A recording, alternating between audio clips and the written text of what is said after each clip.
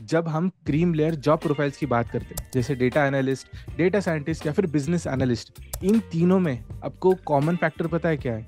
या फिर ये तीनों प्रोफाइल्स एक कंपनी में वैल्यू कैसे कंट्रीब्यूट करते हैं, ये पता है? आज हम देखने वाले हैं कि डेटा ड्रिवन डिसीजन मेकिंग क्या होता है। और इसके साथ मैंने आपके लिए 3 केस स्टडीज लाई है। First is regarding Netflix, second is from Amazon, और तीसरा एक लोकल लेवल एग्जाम्पल है कॉफी शॉप का, जो डेटा यूज करके अपना बिजनेस कैसे बेटर कर सकता है, ग्रो कर सकता है और प्रॉफिटेबिलिटी कैसे बढ़ा सकता है।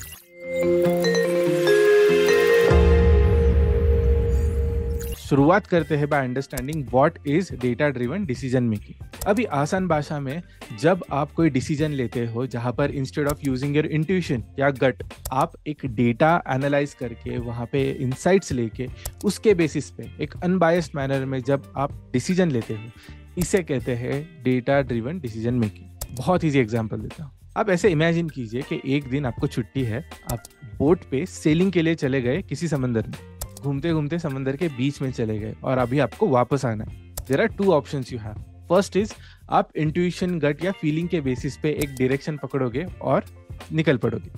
सेकेंड ऑप्शन इज आप कंपास यूज करोगे कि कोस्ट साइड कौन से डायरेक्शन में है, मुझे नॉर्थ साइड जाना चाहिए, साउथ साइड जाना चाहिए या किस साइड जाना चाहिए। यही होता है डेटा ड्रिवन डिसीजन मेकिंग। जब आप एक कंपास यूज करते हो, एक डेटा सेट यूज करते हो और उसके बेसिस पे डिसीजन लेते हो। And frankly speaking, this is the most logical thing to do as well. अब देखते हैं बिजनेस कंटेक्स्ट में।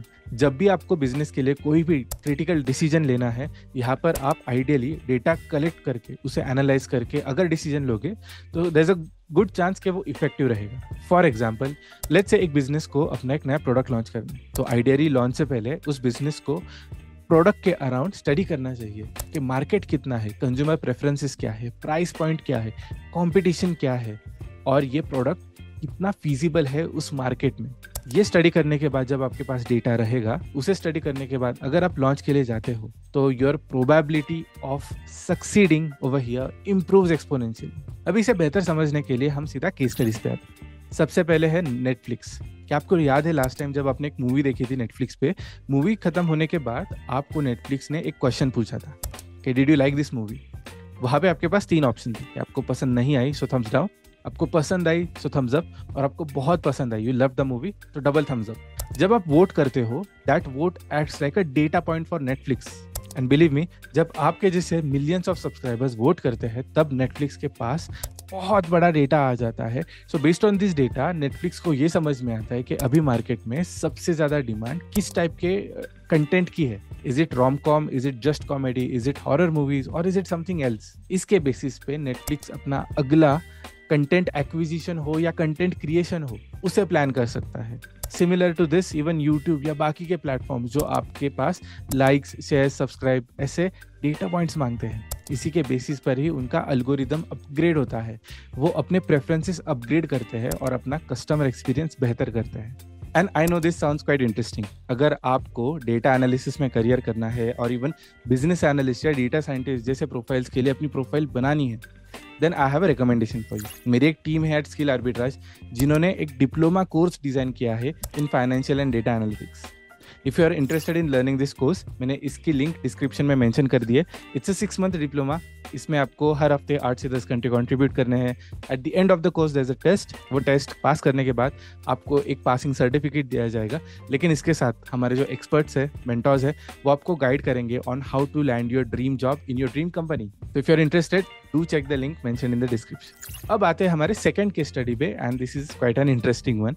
आपने कभी अमेजोन से शॉपिंग तो की होगी। It's an e-commerce website. वहाँ पे आप देखोगे कि जो भी ट्रेंड्स है या जो भी आप देख रहे हो, सर्च कर रहे हो, उसका रेलेवेंट डेटा आपको समहाउ टॉप पे दिखाई देता है जैसे ही आप सर्च करोगे। तो ये कैसे होता है कि जब भी कोई कंज्यूमर आता है, इनिशियली सर्च करता है किसी प्रोडक्ट के लिए, उसका फीडबैक कलेक्ट किया जाता है। Secondly, at a demographic level या फिर एट अ जोग्राफिक लेवल उसकी डिमांड को ट्रैक किया जाता है। और फिर अमेजोन क्या करती है, जो भी सप्लायर्स है, जो भी उनके वेंडर्स है, उनको अपडेट भेजती है कि what is in demand, what people are purchasing, उसकी प्राइस पॉइंट क्या है, उसका ऑप्टिमाइज सप्लाई चेन टाइम क्या होगा। और इसके बेसिस पे अमेजोन ओवर द ईयर्स बेहतर से भी बेहतर होते आया है। And today what you see is a finished product. जहाँ पे आप जब भी कोई भी प्रोडक्ट ढूंढने जाते हो आपको एक रेलेवेंट कीवर्ड के साथ वो सब प्रोडक्ट्स दिखाई देते हैं। सेकेंडली, जब भी आप कोई प्राइस पॉइंट देखते हो वो अलग अलग टाइम पे कभी कभी आपको अलग अलग प्राइसेस भी दिखाई देते हैं। Again that is because of the demand supply mismatch. कुछ टाइम पे बहुत ज़्यादा डिमांड होता है और उस टाइम जब डिमांड बढ़ जाता है और सप्लायर्स कम है, अमेजोन के पास डायनामिक प्राइसिंग है, शायद आपको थोड़ा एक्सपेंसिव दिखाई देगा। ऑन कॉन्ट्ररी, जब डिमांड कम है कंपैरेटिवली तब शायद आपको प्राइस कम दिखाई देगी to drive up the demand. तो ऐसे जो डायनामिक प्राइसिंग है, जो ना सिर्फ अमेजोन, कई सारे और वेबसाइट्स भी करते हैं। मैं कुछ दिन पहले न्यूज़ में पढ़ रहा था कि एक बहुत बड़ी मल्टीप्लेक्स की कंपनी है इंडिया में जो डायनामिक प्राइसिंग यूज़ कर रही थी। मतलब किसी भी शो के लिए जब सारे टिकट्स खाली है तब प्राइस कम थी, लेकिन जैसे ही टिकट्स भरते गए, जैसे ही लोगों ने मूवी बुकिंग स्टार्ट कर दी, वैसे ही प्राइस बढ़ती गई and by the time the show was Housefull, tickets बहुत महंगे हो गए थे।